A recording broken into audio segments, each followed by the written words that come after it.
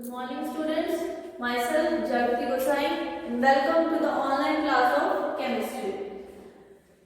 Last lecture के अंदर hydroxy compounds का टॉपिक चल रहा था ग्लाइकोल, जिसकी हमने मेथड्स ऑफ प्रिपरेशन देखे थे और उसके बाद हम उसकी केमिकल रिएक्शंस कुछ डिस्कस कर चुके थे। तो उसी के नेक्स्ट लेक्चर है ये लेक्चर नंबर 6। तो इसके अंदर क्या है, हमने केमिकल रिएक्शंस कुछ देखी थी अलग अलग रिजेंट्स यूज करके। अल्कोहल्स के अंदर क्या किया था, ग्लाइकोल के अंदर हमने रिएक्शंस करी थी। तो देखिए इसके बाद इसके कंटिन्यू के अंदर नेक्स्ट कुछ और केमिकल रिएक्शंस हैं। तो जो रिएक्शन है नेक्स्ट वो है डिहाइड्रेशन रिएक्शन। हमने लास्ट रिएक्शन करी थी PCl5 या फिर PCl3 के साथ। जब हम ग्लाइकोल को रिएक्ट करवाते हैं तो हमारे पास क्या बन रहा था, इथेन 1,2 डाइक्लोरो इथेन हमारे पास आ रहा था। ठीक है, तो इसके बाद जो नेक्स्ट हमारा रिएक्शन है डिहाइड्रेशन। डिहाइड्रेशन के अंदर देखो क्या होगा कि हम अलग अलग हीट की कंडीशन देंगे, मतलब हम अलग अलग टेम्परेचर देंगे, तो उसके कारण क्या होंगे, हमारे पास अलग अलग तरह के कंपाउंड हमें मिलेंगे ग्लाइकोल के साथ रिएक्शन करवाने में। तो देखिए जो फर्स्ट कंडीशन है कि हम क्या करते हैं, ग्लाइकोल ले लेते हैं और उसको हीट करते हैं। तो ग्लाइकोल लिया हमने और उसके अंदर हमने टेम्परेचर लिया 773 कैलोरी। इसको इस टेम्परेचर पे हमने हीट कर दिया। तो देखिए हमारे पास क्या आया, CH2O। हमारे पास आ गया इथाइल इपॉक्साइड या फिर ऑक्सीडेन, जिसको हमने कहा था कि जब हमने क्या लिया, ग्लाइकोल लिया, उसको हमने 773 या 773 कैलोरी के टेम्परेचर पे जब हम उसको हीट करेंगे तो हमारे पास क्या आ जाएगा, इपॉक्साइड आ जाएगा या फिर ऑक्सीडेन आ जाएगा और साथ में क्या निकल जाएगा, H2O। ये क्या है, इपॉक्साइड या फिर ऑक्सीडेन। अब ये तो थी इसकी फर्स्ट कंडीशन थी, जो हमने इसको ये टेम्परेचर दिया तो इसको इस टेम्परेचर पे हीट किया तो हमें क्या मिला, ऑक्सीजन या इपॉक्साइड मिला। अब नेक्स्ट इसकी जो कंडीशन है डिहाइड्रेशन के अंदर सेकंड कंडीशन है कि अगर हम क्या ले लें, जिंक क्लोराइड ले लें, ZnCl2 ले लें, तो उसके उस कंडीशन के अंदर क्या है कि ग्लाइकोल से क्या मिलेगा हमें। तो देखिए ग्लाइकोल लिया CH2OH CH2OH, साथ में हमने क्या ले लिया, zinc chloride that is ZnCl2। तो इसके अंदर जो हमें प्रोडक्ट मिलेगा वो मिलेगा vinyl alcohol, CH2 double bond CHOH। ये क्या मिल गया हमें, विनाइल अल्कोहल मिल गया। इसके अंदर इसके नेक्स्ट हम क्या कर देंगे, इसका टोटोमराइजेशन कर देंगे।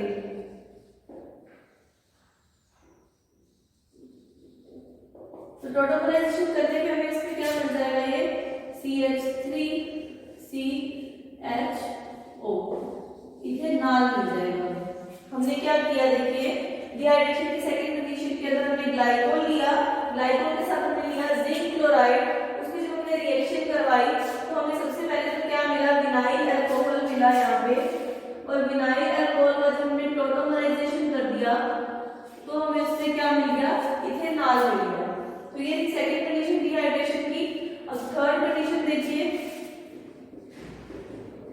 थर्ड कंडीशन के अंदर हम क्या लेंगे, H2SO4 ले लेंगे, किसके साथ, ग्लाइकोल के साथ। लेकिन इस कंडीशन के अंदर हम क्या करेंगे, ग्लाइकोल के 2 मॉलिक्यूल्स लेंगे। तो देखिए जब हमने ग्लाइकोल के 2 मॉलिक्यूल लिए CH2OH plus OH CH2OH CH2, 2 molecule ले लिए हमने ग्लाइकोल के, उसको हम कंसंट्रेटेड H2SO4 की प्रेजेंस में जब हम हीट करेंगे तो देखिए क्या बनेगा हमारे पास, कंसंट्रेटेड H2SO4 की प्रेजेंस में जब हमने इसको हीट किया तो हमें ये एडिशन प्रोडक्ट मिलेगा,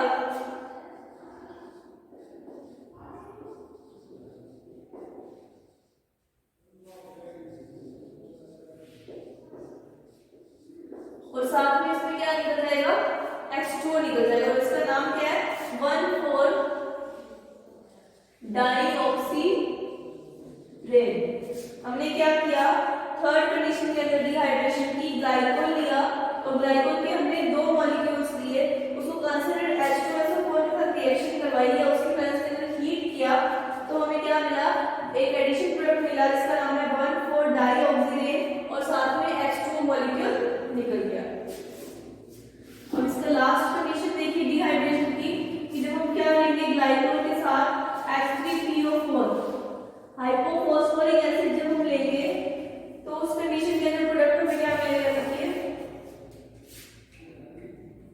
डाई इथाइलिन ग्लाइकोल मिलेगा। तो वही से दो मॉलिक्यूल्स लेंगे हम ग्लाइकोल के,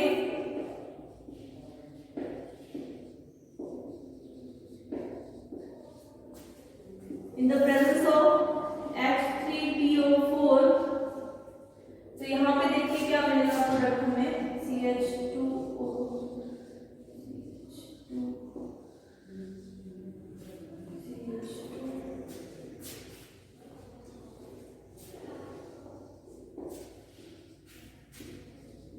ये हो गया डाई इथाइलिन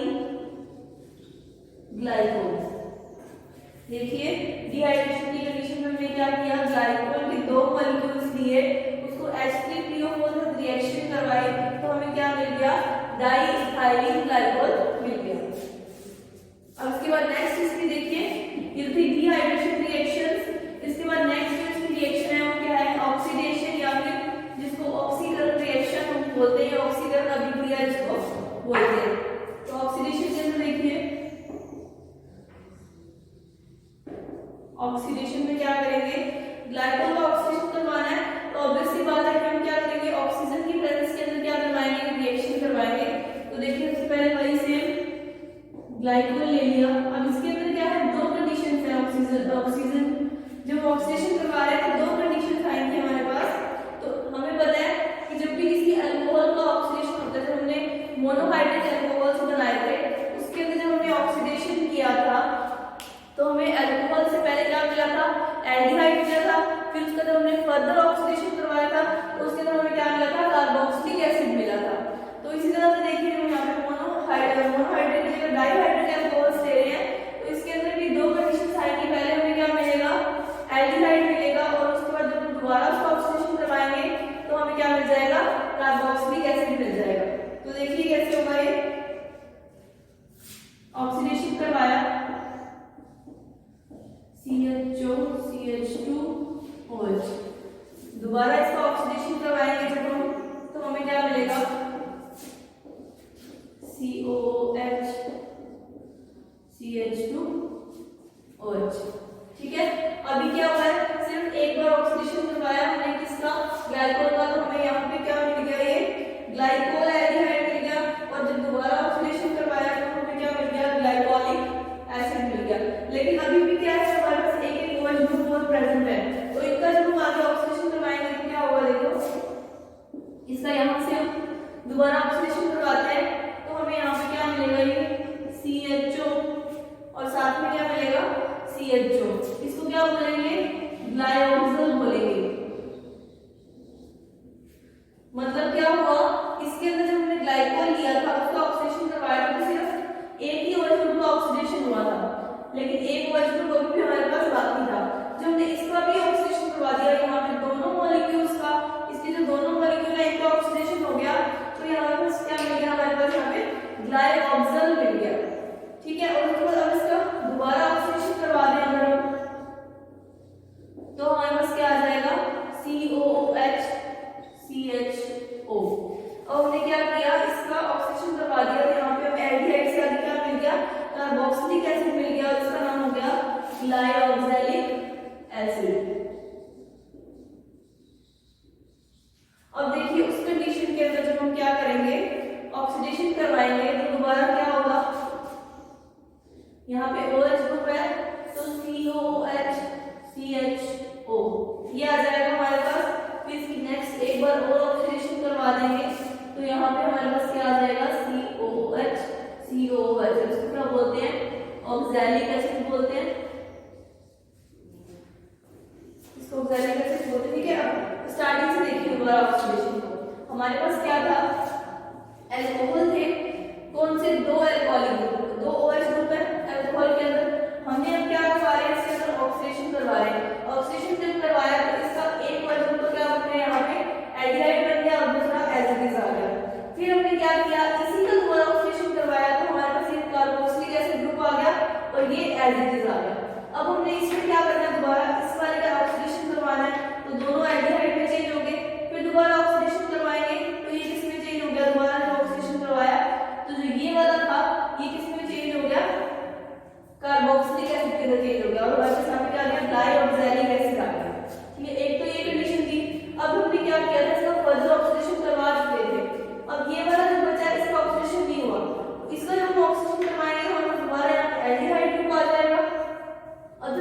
फर्दर ऑक्सीडेशन हम करवा देंगे।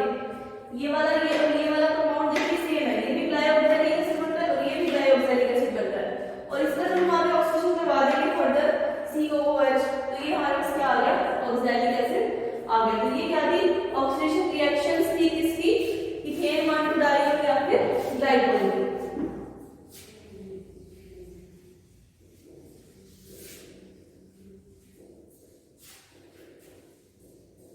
अब इसके बाद नेक्स्ट रिएक्शन देखिए, ऑक्सीडेशन के बाद जो नेक्स्ट इसकी रिएक्शन है,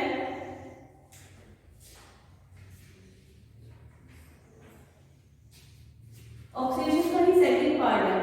ये तो हम क्या कर रहे थे, सिंपल ऑक्सीडेशन करवाते, अब क्या करें हम ऑक्सीडेशन करवाने के लिए इनके रिएजेंट्स को चेंज कर दें, तो क्या होगा देखो, अगर हम यहाँ पे ऑक्सीडेशन में कंसर्न्ड HNO3 ले लेते तब हमें क्या मिलता है, यहाँ पे ग्लाइकोलिक एसिड मिलता और ऑक्सैलिक एसिड मिलता, ठीक है। उसके बाद क्या है, अगर हम ग्लाइकोल का ऑक्सीडेशन करवाएं स्ट्रॉन्ग ऑक्सीडेंट की प्रेजेंस में, जैसे कि पर आयोडिक एसिड ले लें, अब हम क्या ले लें यहाँ पे ग्लाइकोल के साथ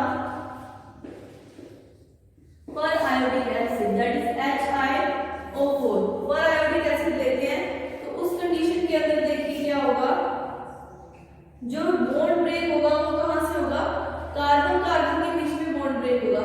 अभी तक जो हम बॉन्ड ब्रेक कर रहे थे जैसे CH2OH, CH2OH, हमारे पास जो बॉन्ड ब्रेकेज हो रही थी वो यहाँ से हो रही थी, मतलब कि OH ग्रुप हट रहे थे और दूसरे ग्रुप आके ऐड हो रहे थे, या फिर जो अल्कोहल था उससे एल्डिहाइड और कार्बोक्सिलिक एसिड बन रहा था।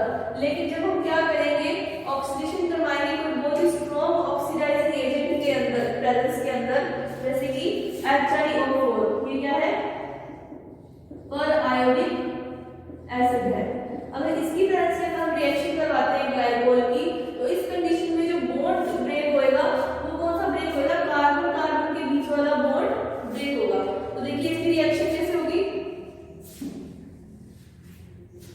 हमने क्या ले लिया, ग्लाइकोल ले लिया, साथ में लिया पर आयोडिक एसिड, तो इसके अंदर देखिए अब ये वाला बॉन्ड ब्रेक करना है, तो हमारे पास यहाँ पे हमें क्या मिलेगा, दो मॉलिक्यूल्स तो मिलेंगे मिथेनॉल के, क्योंकि करवा तो ऑक्सीडेशन के लिए, तो अल्कोहल से बनेगा तो एल्डिहाइड, तो हमें क्या मिलेगा HCHO, इसके दो मॉलिक्यूल्स मिल जाएंगे, साथ में HiO3। तो देखिए अब इसको मैं एक्सपेंड करके दिखाती हूँ कि ये जो मॉलिक्यूल है ये कैसे ब्रेक होगा। तो देखिए यहाँ पे वैसे लिख सकते हैं CHH। अब हमने क्या कहा कि जब हम HiO4 लेते हैं या पर आयोडिक एसिड लेते हैं, तो उसके अंदर जो बॉन्ड ब्रेक होता है वो कार्बन कार्बन के बीच में बॉन्ड ब्रेक होता है, ठीक है। तो जो कार्बन कार्बन के बीच में बॉन्ड ब्रेक कर रहे हैं, तो हमें दो मॉलिक्यूल्स किसके मिल रहे हैं, मिथेनॉल के मिल रहे हैं, HCHO मिल रहा है। तो जब ये वाला बॉन्ड ब्रेक हो रहा है तो ये HCHO, सिर्फ हमारे पास यहाँ पे क्या है, ये दो हाइड्रोजन रिंग हो रहे हैं, वो भी किसकी फॉर्म में, H2 की फॉर्म में या फिर HiO3 की फॉर्म में प्लस H2, ठीक है। तो समझ आया आपको कि जो ग्लाइकोल है इसके अंदर बॉन्ड ब्रेकेज कैसे हो रहा है कि कार्बन और कार्बन के बीच वाले बॉन्ड टूट रहे हैं, और उससे हमें क्या मिल रहे हैं, दो मॉलिक्यूल किसके मिल रहे हैं, मिथेनॉल के मिल रहे हैं,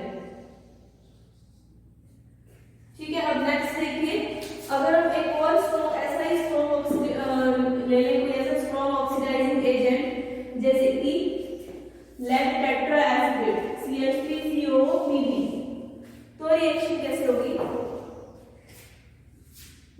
इन the presence of lead tetra acid, तो देखिए एसिड ग्रुप क्या होता है, CH3CO4, टेट्रा लेना है 4 CH3CO लेंगे और साथ में Pb। अगर हम ये लेते हैं तो रिएक्शन कैसे होगी ग्लाइकोल की, देखिए CH2OH CH2OH, ग्लाइकोल लिया, ये ग्लाइकोल के साथ हमें क्या लेना है, CH3COPb। अब यहाँ पे देखिए रिएक्शन, अब वही सेम चीज, जो बॉन्ड ब्रेकेज होएगा वो किसके अंदर होएगा, कार्बन कार्बन के बीच में, तो सेम हमें वही क्या मिलेंगे, दो मॉलिक्यूल्स किसके मिल जाएंगे, मिथेनॉल फिनाल के मिल जाएंगे, लेकिन साथ में इसमें क्या मिलेगा, एक तो एसिडिक एसिड मिलेगा हमें CH3COOH, और दूसरा हमें इसमें क्या मिलेगा CH3CO ट्वाइस, मतलब यहाँ पे लेड डाई एसिड हमारे पास बच जाएगा साथ में CH3CO ट्वाइस Pb। ये क्या बच गया हमारे पास, डाई एसिड बच गया। हमने क्या किया, ग्लाइकोल लिया, उसकी रिएक्शन करवाई लेड टेट्राएसिटेट के साथ, जो कि बहुत ही ज्यादा स्ट्रॉन्ग ऑक्सीकरण एजेंट है या फिर स्ट्रॉन्ग ऑक्सीडाइजिंग एजेंट है। उसकी जब हम रिएक्शन करवा रहे हैं तो हमने ऐसा आपको मैंने आपको बताया कि जब बहुत ज्यादा स्ट्रॉन्ग ऑक्सीडाइजिंग एजेंट लेते हैं तो जो बॉन्ड ब्रेक होता है वो कार्बन कार्बन के बीच में होता है। जब हम सिंपल ऑक्सीडेशन करवा रहे थे तब तो हमारे पास ये वाले बॉन्ड ब्रेक हो रहे थे ऑक्सीजन वाले, ये वाला OH फट रहा था और कुछ ऐड हो रहा था। लेकिन जब बहुत ज्यादा स्ट्रॉन्ग ऑक्सीडाइजिंग एजेंट यूज करते हैं तो जो बॉन्ड ब्रेक होता है वो कार्बन कार्बन के बीच में बॉन्ड ब्रेक होता है। तो उस केस के अंदर हमें क्या मिल रहा है, दो मॉलिक्यूल मिल रहे हैं मिथेनॉल के, क्योंकि अल्कोहल का जब ऑक्सीडेशन करवाते हैं तो मिलता तो एल्डिहाइड ही है, और साथ में एसिटिक एसिड मिल रहा है और लेड डाई एसिड मिल रहा है। तो ये थी ऑक्सीडेशन रिएक्शंस किसकी, ग्लाइकोल की। अब नेक्स्ट देखिए, बहुत ही इंपॉर्टेंट रिएक्शन है इस चैप्टर की, कह लो अल्कोहल्स की, जो एग्जाम में पूछी जाती है सीधा। क्या है ये, नाम से रिएक्शन है, तो इसका नाम है पिनाकोल, पिनाकोलोन रीअरेंजमेंट। ये एक नेमिंग रिएक्शन है, लेकिन ये रिएक्शन किसकी है, इसमें हम क्या लेते हैं, ग्लाइकोल ही लेते हैं, और उसको क्या करते हैं हम रीअरेंजमेंट करवा के क्या करते हैं, रिएक्शन बनती है इसकी। देखिए तो सबसे पहले इसमें देखिए जो विस डाइओल है, विस क्या होती है, विस कंडीशन होती है जब दोनों पे एक ऐसे ग्रुप जुड़े हो, मान लीजिए Cl, तो ये जो कंडीशन है इसको विस कंडीशन बोलते हैं, ठीक है। तो अब क्या है देखिए, पिनाकोल पिनाकोल रीअरेंजमेंट ये नेमिंग रिएक्शन है और ये एग्जाम में जरूर पूछते हैं। तो सबसे पहले देखिए पिनाकोल क्या है इसमें, तो सब्स्टिट्यूटेड विस डाइओल। विस डाइओल का मतलब क्या है, ओल ग्रुप मतलब कि OH ग्रुप जुड़े होंगे, तो क्या लेंगे हम इसके अंदर 2,3 डाइमिथाइल 2,3 ब्यूटेन डाइओल। अब देखिए नाम से पता लग रहा है, तो जो ये जो है इसको हम क्या बोलेंगे, इसको बोलेंगे हम पिनाकोल। ये इसका कॉमन नेम है, इसको हम क्या बोलते हैं, पिनाकोल बोलते हैं। इस पिनाकोल का जब रिएक्शन करवाते हैं उसके अंदर एक रीअरेंजमेंट होता है, मतलब कि क्या है, सिर्फ मॉलिक्यूल्स की क्या होती है, पोजीशन चेंज हो जाती है, जिस कारण जो बनता है प्रोडक्ट उसको क्या बोला जाता है, पिनाकोलोन बोला जाता है। तो पिनाकोल पिनाकोलोन रीअरेंजमेंट जो है ये नेमिंग रिएक्शन बहुत इंपॉर्टेंट नेमिंग रिएक्शन है। तो देखिए 2,3 डाइमिथाइल 2,3 ब्यूटेन डाइओल। अब इसको ड्रॉ करते हैं, देखिए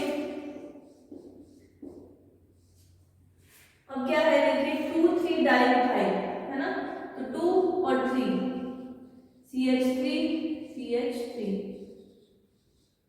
CH3 CH3 2,3 डाइमिथाइल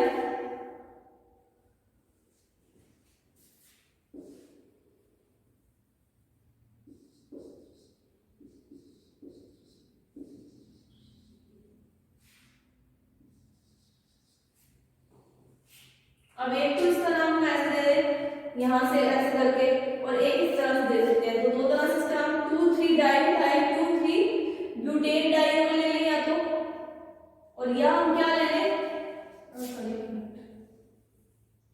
ये कार्बन नहीं आएगा, सीधा CH3 आएगा, ठीक है। तो ये क्या है, 2,3 पे ही मिथाइल ग्रुप है और 2,3 पे ही और ग्रुप है, और साथ में चेन कौन सी है, ब्यूटेन है। 2,3 डाइमिथाइल 2,3 ब्यूटेन डाइओल, इसको क्या बोला, पिनाकोल बोला। अब इसके अंदर जो रीअरेंजमेंट होगा और जो प्रोडक्ट हमें मिलेगा उसको क्या बोलेंगे, पिनाकोलोन बोलेंगे। तो देखिए रिएक्शन कैसे होगी,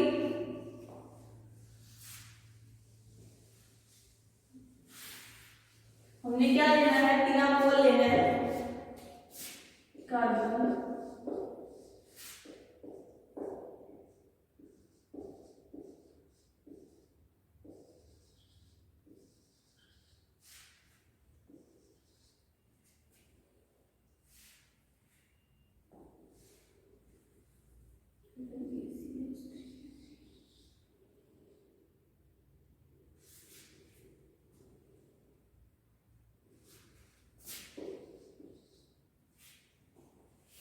ये क्या हो गया, पिनाकोल हो गया। अब क्या करना है, रीअरेंजमेंट करना है। तो रीअरेंजमेंट करने के लिए जो हमेशा एरो यूज किया जाता है वो ये डबल हेडेड एरो यूज किया जाता है, ठीक है। तो पिनाकोल देखिए ये क्या है, पिनाकोल 2,3 डाइमिथाइल 2,3 ब्यूटेन डाइओल, ये क्या है, पिनाकोल है। अब इसमें क्या होगा, इसके अंदर कुछ मॉलिक्यूल्स का क्या होगा, रीअरेंजमेंट होगा, जिससे हमें क्या मिलेगा, पिनाकोल मिलेगा, पिनाकोलोन मिलेगा। पिनाकोल से हमें क्या मिलेगा, पिनाकोलोन मिलेगा। तो देखिए कैसे मिलेगा, CH3 CO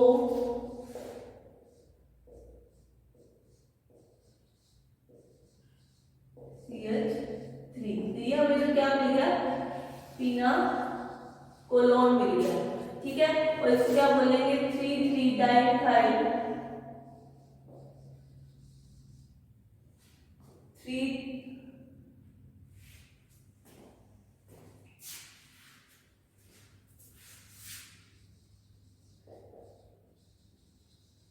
3,3 डाइमिथाइल ब्यूटेनॉल बोलेंगे इसको, ठीक है।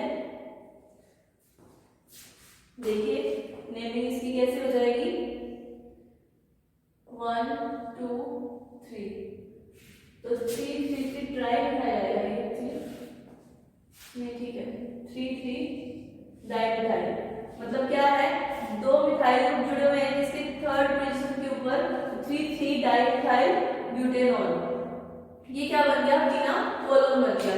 तो देखिए पिनाकोल, पिनाकोलोन रीअरेंजमेंट क्या है, हमने क्या लेना है, पिनाकोल लेना है। पिनाकोल क्या है, 2,3 dimethyl 2,3 dimethyl 2,3 butane diol pinacol है। इसका हमने क्या करना है, रीअरेंजमेंट करना है। तो रीअरेंजमेंट से हमें जो रिएक्शन मिलेगी वो मिलेगी पिनाकोलोन, दैट इज 3,3 डाइमिथाइल ब्यूटेनॉल।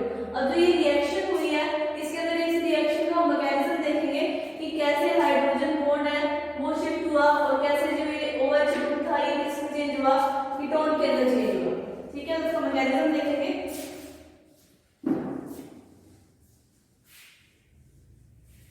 ये हमारे पास क्या आ गई, रिएक्शन आ गई। अब इस रिएक्शन का हमने क्या देखना है, मैकेनिज्म, मैकेनिज्म ऑफ पिनाकोल पिनाकोलोन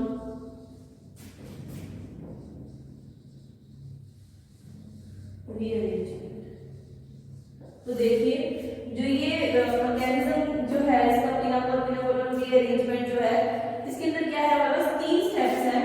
तो स्टेप 1 देखिए क्या होगा, पहला स्टेप होगा कि इसके अंदर क्या होगा, जो ये पिनाकोल है इसका प्रोटोनेशन होगा, मतलब कि क्या है, हाइड्रोजन आयन की प्रेजेंस के अंदर इसके अंदर क्या बनेगा, हमारे पास कार्बोनियम आयन हमारे पास बनेगा हाइड्रोजन की प्रेजेंस के अंदर, ठीक है।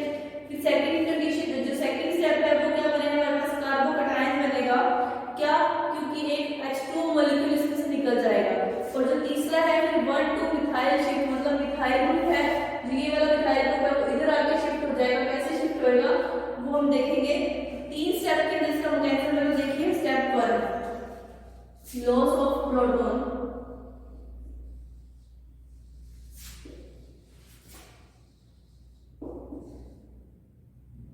loss of proton to form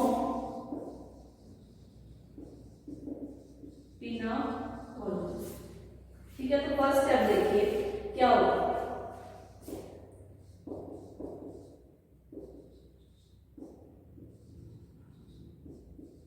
अब ये रिएक्शन जो है देखिए CH3 ऐसे OH, अब इसके अंदर जो ये OH ग्रुप है इनको मैं ऐसे लिख सकती हूँ, ठीक है। अब हमने क्या करवाना है, इसका प्रोटोनेशन, मतलब कि इसको हम H+ आयन देंगे। तो जो इसका H+ आयन है वो क्या करेगा, इस वाले ऑक्सीजन पे आके, यहाँ पे इसके पास आपको पता है लोन पेयर इलेक्ट्रॉन्स होते हैं, इस वाले ऑक्सीजन पे आके क्या करेगा, अटैक करेगा।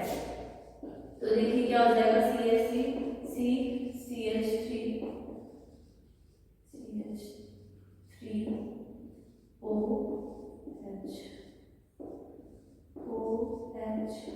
OH, ठीक है। यहाँ पे क्या आ जाएगा, पॉजिटिव चार्ज आ जाएगा।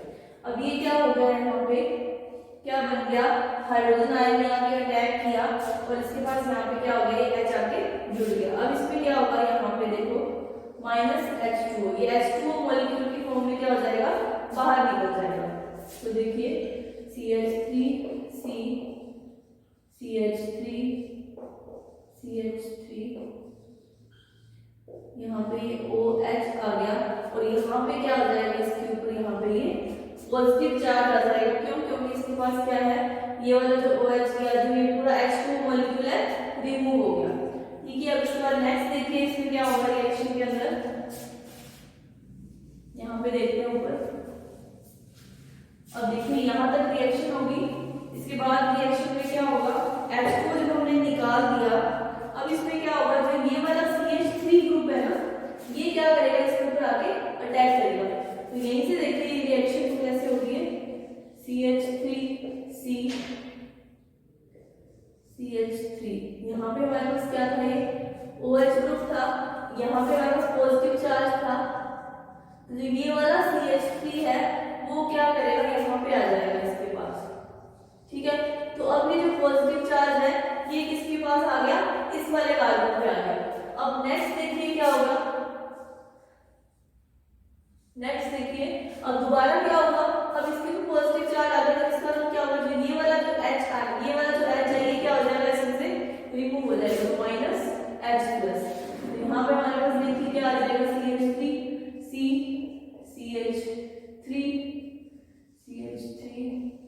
CH3 और ये O आ गया और यहाँ पे क्या था, अब ये O है, अब इसके पास H निकल गया, तो यहाँ पे जो हमारे पास फिनाकोलोन बनेगा वो क्या बन जाएगा, CH3 और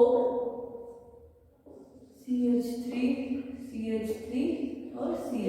तो ये क्या बन गया हमारे पास, फिनाकोलोन बन गया। तो दोबारा से देखिए आप ये अरेंजमेंट मैंने लिख दिया, अब इसको एक्सप्लेन करती हूँ। देखिए सबसे पहले हमने क्या किया, फर्स्ट स्टेप के अंदर हमें क्या H+ आयन की जरूरत पड़ी, प्रोटॉन की जरूरत पड़ी, क्या बनाने के लिए, फिनाकोल से फिनाकोलोन बनाने के लिए। तो ये फिनाकोल था, ये जो हाइड्रोजन आयन था वो यहाँ पे आके ऐड हुआ। उसके बाद ये क्या हुआ, जब हाइड्रोजन आयन आके ऐड हो गया तो ये H2O की फॉर्म के अंदर यहाँ से निकल गया। तो यहाँ पे हमारे पास ये क्या बन गया, यहाँ पे हमारे पास बन गया कार्बोकैटायन बन गया। अब जब यहाँ से कार्बोकैटायन बना, उसके बाद यहाँ पे ये क्या हुआ, 1,2-डाइमिथाइल शिफ्ट, मतलब ये जो मिथाइल ग्रुप था वो क्या हुआ, साथ वाले कार्बन पे शिफ्ट हो गया। क्यों शिफ्ट हुआ ये, क्योंकि ये वाला जो कार्बोकैटायन बन रहा था ये अनस्टेबल था, इसको स्टेबल करने के लिए जो 1,2-डाइमिथाइल शिफ्ट हुई, मतलब जो CH3 ग्रुप है वो इधर आ गया। फिर अब यहाँ क्या हुआ, अब ये वाला कार्बन था, इसके ऊपर पॉजिटिव चार्ज आ गया, तो यहाँ पे हमने क्या किया, इसका ये H+ आयन निकल गया, तो यहाँ पे ये क्या था, ऑक्सीजन, तो फिर इससे क्या हो गया, इस वाले ऑक्सीजन से इसने क्या कर दिया, डबल बॉन्ड बना लिया और इसको क्या हो गया, यहाँ पे पॉजिटिव चार्ज भी क्या हो गया, रिमूव हो गया और हमारे पास क्या आ गया, फिनाकोलोन आ गया। तो देखिए दोबारा से आपको एक बार और बता देती हूँ, हमने क्या करना था, फिनाकोलोन रीअरेंजमेंट करना था, जिसके नाम हमने फिनाकोल से, फिनाकोल क्या था हमारे पास, 2,3-डाइमिथाइल 2,3-ब्यूटेन डाइकोल, फिनाकोल था, उससे हमने क्या बनाना था, फिनाकोलोन बनाना था। ये था फिनाकोल हमारे पास, ये फिनाकोल, इसने यहाँ पे H रिमूव कर दिया, ये फिनाकोल था, इससे हमें बनाना क्या था, फिनाकोलोन बनाना। तो कैसे बना, सिर्फ हमने ना तो इसके अंदर कोई भी मतलब रिएक्शन के अंदर कुछ भी ऐसा चेंज नहीं हो रहा, सिर्फ रीअरेंजमेंट हो रहा है, मतलब क्या हो रहा है, सिर्फ एटम्स क्या हो रहे हैं, शिफ्ट हो रहे हैं। ठीक है, तो फिनाकोल से हमने क्या किया, एक हाइड्रोजन आयन आया और उससे क्या हो गया, H2 की फॉर्म में वो निकल गया। तो जब यहाँ पे उसके बाद उसका क्या बन गया, कार्बोकैटायन बन गया। तो इस कार्बोकैटायन को स्टेबल करने के लिए इसका जो मिथाइल है वो इधर शिफ्ट हो गया, 1,2-डाइमिथाइल शिफ्ट हुआ। फिर जब इसको हमने दोबारा इसमें से हाइड्रोजन आयन को निकाल दिया, तो जो यहाँ पे ये ऑक्सीजन था, तो इससे क्या कर दिया, डबल बॉन्ड बनाकर क्या बना लिया, फिनाकोलोन बना लिया। तो ठीक है, ये थी रिएक्शन, बहुत ही इंपॉर्टेंट केमिकल रिएक्शन है ये, फिनाकोलोन रीअरेंजमेंट रिएक्शन। मैंने आपको एक्सप्लेन कर दी पूरी। इसके बाद इसकी लास्ट सिर्फ 2 रिएक्शन और बचती है, वो हम कर लेते हैं।